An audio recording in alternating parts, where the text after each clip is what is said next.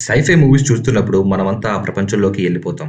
నా లైఫ్‌లో కూడా ఇలాంటి ఎక్సైటింగ్ థింగ్స్ జరిగితే చాలా బావుంటదని చెప్పి ఎన్నో క్రేజీగా ఊహించుకుంటాం. సినిమా అవ్వగానే అయ్యో! అప్పుడే అయిపోయిందని చెప్పి చాలా ఫీల్ అవుతాం. ఎందుకంటే కొన్ని ఎమోషన్స్‌తో మనం అలా కనెక్ట్ అయిపోతాం. సైఫై డ్రామాలో కనెక్టివిటీ అనేది లేకపోతే మన బ్రెయిన్‌లోకి అస్సలెక్కవు. ఇప్పుడు చెప్పే సినిమాలు మీ బ్రెయిన్‌లోకి ఎక్కకపోయినా సరే మిమ్మల్ని ఆ ప్రపంచంలోకి ఖచ్చితంగా తీసుకెళ్తుంది. వీడియోని స్కిప్ చేయకుండా చూడండి. ఇప్పుడు నేను చెప్పే సినిమాలు 10 best scifi movies must watch. ఒక్కసారైనా సరే మీరు ఖచ్చితంగా చూడాల్సిందే. మీ అందరికీ నష్టం లేని, కష్టం లేని ఒకే ఒక చిన్న హెల్ప్ అడుగుతున్నా. ఎప్పటినుంచో అడుగుతున్నానండి. అదేనండి ఒక లైకు, ఒక షేరు, ఒక సబ్‌స్క్రైబ్ ప్లీజ్ చేసేయండి. ఇంకా ఫాస్ట్‌గా సైఫై ప్రపంచంలోకెళ్ళిపోదాం. లిస్ట్‌లో ఫస్ట్ వచ్చేసి 'వండరింగ్ ఎర్త్'. ఈ సినిమా గురించి ఏం చెప్పాలి భయ్యా! ఆ ఐడియా వచ్చినోడికి దండం పెట్టాలంతే. ఒక్క ముక్కలో ఈ స్టోరీ గురించి చెప్పాలంటే సన్ సైజ్ అనేది పెరుగుతూ ఉండడం వల్ల భూమి మీద వేడి గూడా పెరుగుతుంది. కొన్ని సంవత్సరాల్లో భూమి అంతా నశించిపోతుందని చెప్పి సైంటిస్ట్‌లకి తెలుస్తుంది. ఇప్పుడు ఈళ్ళు ఒక పెద్ద ప్లానేస్తారనమాట. ఏంటంటే భూమిని వేరే ప్లేస్‌కి షిఫ్ట్ చేయాలి. ఈ ఐడియా వినడానికి ఎంత క్రేజీగా ఉందో వీళ్ళు చేసే పనులు గూడా అంతే క్రేజీగా ఉంటాయి భయ్యా! వీళ్ళు దీనికోసం ఏం చేస్తారంటే భూమికి ఒక సైడ్ మొత్తం పెద్ద పెద్ద మెషిన్‌లు, థ్రస్టర్స్ పెట్టి భూమిని తన ఆర్బిట్ నుంచి బయటికి తీసుకొస్తారనమాట. ఈ ప్రాసెస్‌లో వీరికి చాలా అంటే చాలా ప్రాబ్లమ్స్ వస్తాయి. ఎందుకంటే భూమి బయటకొచ్చేసరికి ఒక సైడ్ అంతా ఫుల్లు మంచు కొండలతో, మంచుతో నిండిపోద్దనమాట. ఎందుకంటే భూమి రొటేషన్ ఆగిపోతుంది.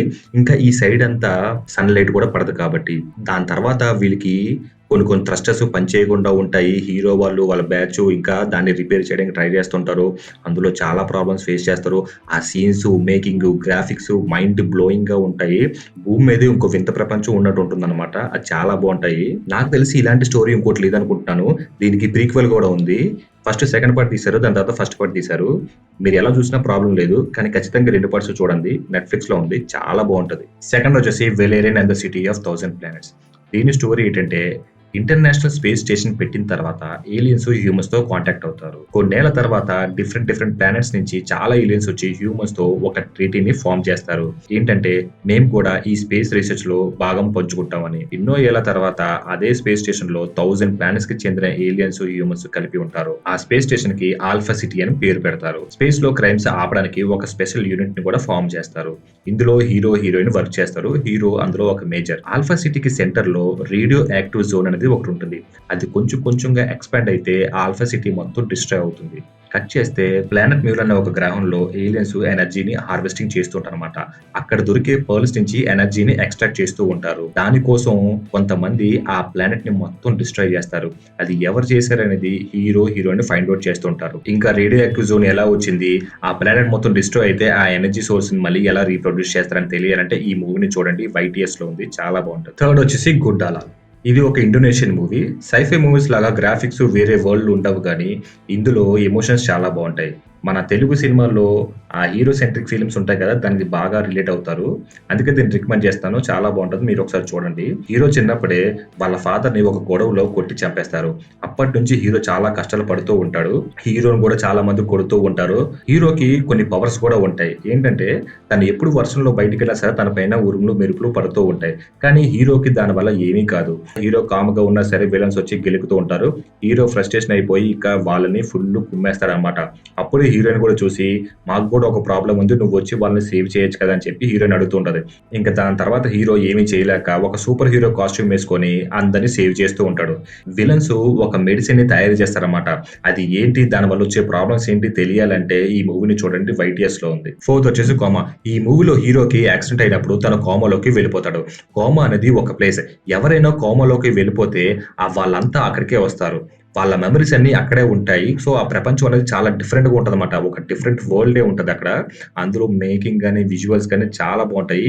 మనకు కొంచెం 'ఇన్సెప్షన్' మూవీకి చాలా దగ్గరగా రిలేటెడ్‌గా ఉంటుంది. కోమాలో ఉన్నప్పుడు రియల్ లైఫ్‌లో ఎవరైనా చనిపోతే వాళ్ళు క్రీచర్స్‌లా మారిపోతారు. వాళ్ళంతా వీళ్ళ పైన అటాక్ చేస్తూ ఉంటారు. ఈ కోమాలో ఉన్న వాళ్ళకి కొన్ని పవర్స్ కూడా ఉంటాయి. అవేంటో తెలుసుకొని అక్కడ వాళ్ళు సర్వైవ్ అవుతూ ఉంటారన్నమాట.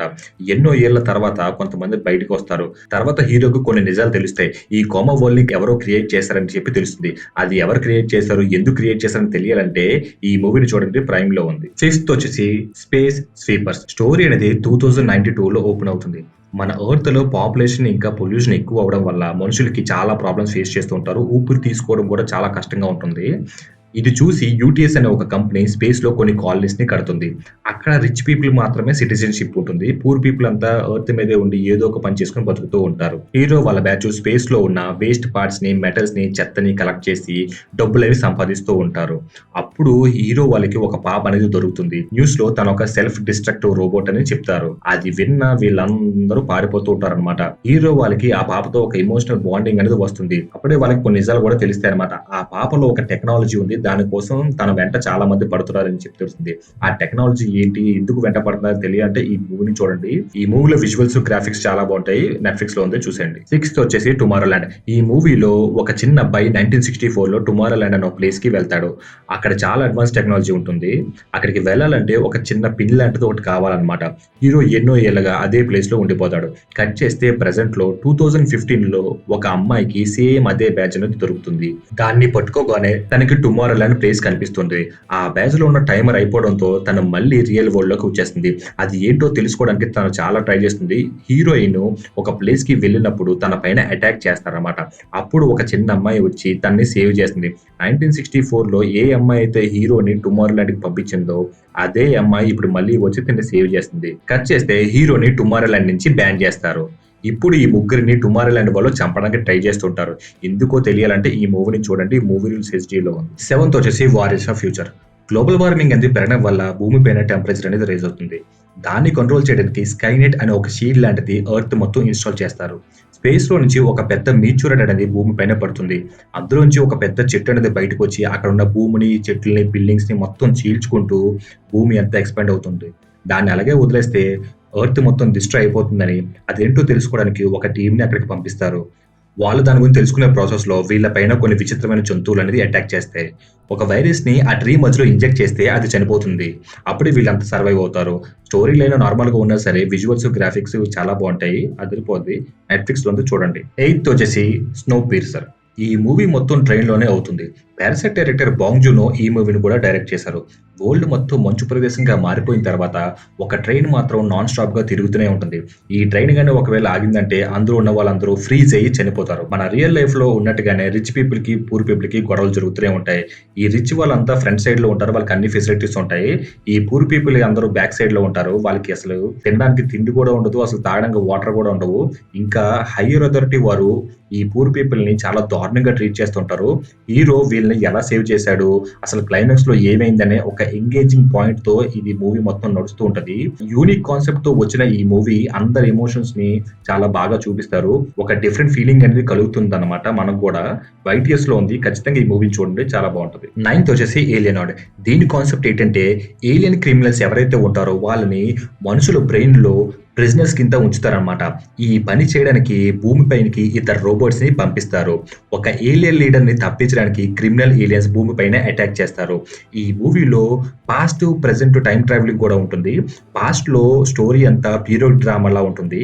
ఒకటే స్టోరీలో 2 డిఫరెంట్ జోనర్స్‌ని మనకు చూపిస్తారు. అవి చాలా బావుంటది. ప్రెజెంట్‌కి ఎలా కనెక్ట్ చేస్తారనే పాయింట్ ఆ రోబోట్ పాస్ట్‌లో ఒక అమ్మాయిని సేవ్ చేసి ప్రెజెంట్‌లో తీసుకొచ్చి పెంచుకుంటారు. ఆ సీన్స్ చాలా ఇంట్రెస్టింగ్‌గా ఉంటాయి. ఈ రోబోట్స్ మన ప్లానెట్స్‌ని ఎలా సేవ్ చేశాయి? ఆ లీడర్ ఎవరి బ్రెయిన్‌లో ఉన్నాడు? ఎర్త్‌ని డిస్ట్రాయ్ చేయడానికి వాళ్ళు ఎలాంటి ప్లాన్స్ ఏసారని తెలియాలంటే 2 పార్ట్స్ ఖచ్చితంగా చూడాల్సిందే. ప్రైమ్‌లో ఉంది చూడండి. మీకు మంచి ఫీలింగ్ అయితే కలుగుతది. లాస్ట్ వచ్చేసి 'ready player one'. Steven Spielberg direct చేసిన అదిరిపోయే సైఫై మూవీ ఇది. స్టోరీలోకెళ్ళిపోతే ఫ్యూచర్‌లో ప్రజలందరూ గేమింగ్ ప్రపంచంలో బతుకుతూ ఉంటారు. దీని పేరు ఓయాసిస్. ప్రజలందరూ ఈ గేమ్‌లోకెళ్ళి వాళ్ళ రియల్ లైఫ్‌లో చేయలేనివన్నీ ఇక్కడ చేసి ఎంజాయ్ చేస్తూ ఉంటారు. ఈ గేమ్‌ని డిజైన్ చేసిన పర్సన్ తను చనిపోయే ముందు ఒక మెసేజ్‌ని రికార్డ్ చేస్తాడు. ఈ గేమ్‌లో ఎవరైతే గోల్డెన్ ఎగ్‌ని కనిపెడతారో వాళ్ళకే ఈ గేము, ఆ ఓఎస్ఎస్ కంపెనీ మొత్తం రాసిస్తానని చెప్పి ఆ మెసేజ్‌లో ఉంటుంది. దానికోసం ప్రపంచంలో ఉన్న ప్రజలందరూ ఈ గేమ్ ఆడుతూనే ఉంటారు. ఐఓఏ కంపెనీకి చెందిన ఒక సీఈఓ ఈ కంపెనీని, ఆ గేమ్‌ని సొంతం చేసుకోవడానికి వాళ్ళ దగ్గర ఉన్న టీమ్‌ని చాలా మందిని ఈ గేమ్‌ని ఆడిస్తూ ఉంటాడు. వీడే విలన్ అన్నమాట. వీడు చేసే ఎదవ పనులు మామూలుగా ఉండవు. ఈ గేమ్‌లో కొన్ని టాస్క్స్ ఉంటాయి. అవి కంప్లీట్ చేస్తే మనకి 3 కీస్ అనేది దొరుకుతుంది. దాని నుంచి ఆ గోల్డెన్ ఎగ్ ఎక్కడుందో కనిపెట్టడానికి ట్రై చేయడానికి అవుతుందన్నమాట. విలను ఆ గోల్డెన్ ఎగ్స్ కోసం ఎలాంటి పనులు చేశాడు? హీరో ఆ విలన్స్‌ని ఎలా ఓడించాడు? వీళ్ళిద్దరి మధ్యన ఎలాంటి యాక్షన్ సీన్‌లు జరిగాయంటే చాలా బావుంటది. అసలు అందులో గ్రాఫిక్స్, మేకింగు కళ్ళు చెదిరిపోయేలా ఉంటాయన్నమాట. తప్పక ఈ మూవీ చూడండి, నెట్‌ఫ్లిక్స్‌లో ఉంది. సో, వీడియో చూసారు కదా! నెక్స్ట్ ఎళ్లి ఇప్పుడు ఆ సినిమాలన్నీ చూసేయండి. అదిరిపోతాయి. వీడియో నచ్చితే లైక్ చేయండి, షేర్ చేయండి, సబ్స్క్రైబ్ చేయడం మర్చిపోకండి. Until then see you. Tata. Bye by.